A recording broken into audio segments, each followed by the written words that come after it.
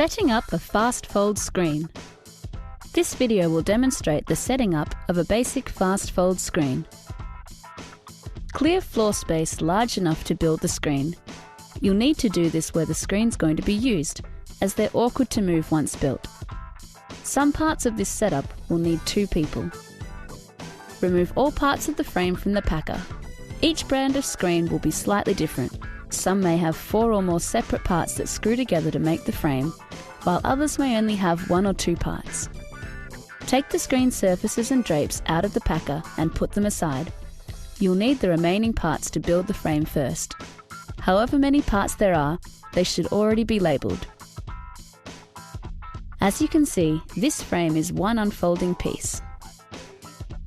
Unfold the surface frame, making sure all the corners and bends are secured. If it doesn't have self-lock joints, then you'll need to secure them with the screws. Once you have your screens framed together, you'll need to check that your hands are clean. If you need to wash your hands, do so now. There'll be studs on all 4 sides of the screen frame. All of these need to be facing up. Now take out the screen surface. If you've been told to set up for rear projection, meaning the projector is behind the screen, you'll need the grey coloured screen surface. If you've been told to set up for front projection, meaning the projector is in front of the screen, then you'll need the white screen surface. Carefully unfold the screen surface in the centre of the frame.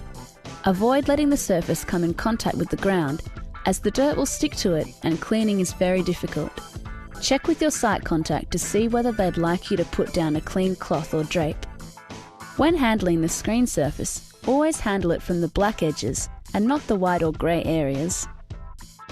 You'll notice that one of the long sides has open top studs.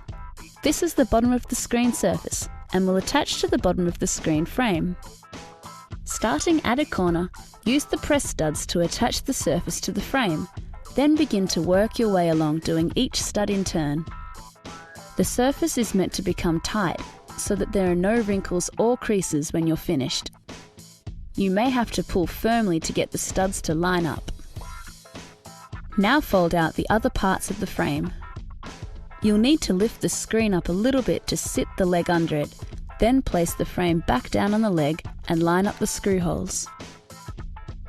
Check with your site contact what height the screen needs to be, and then move it up or down the leg as needed.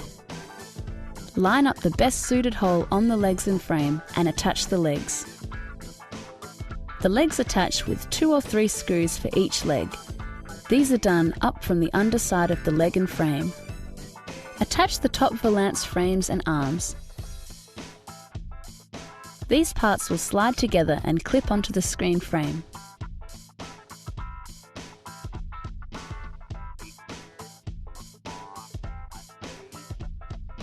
Attach side and top draping. These are also attached via press studs.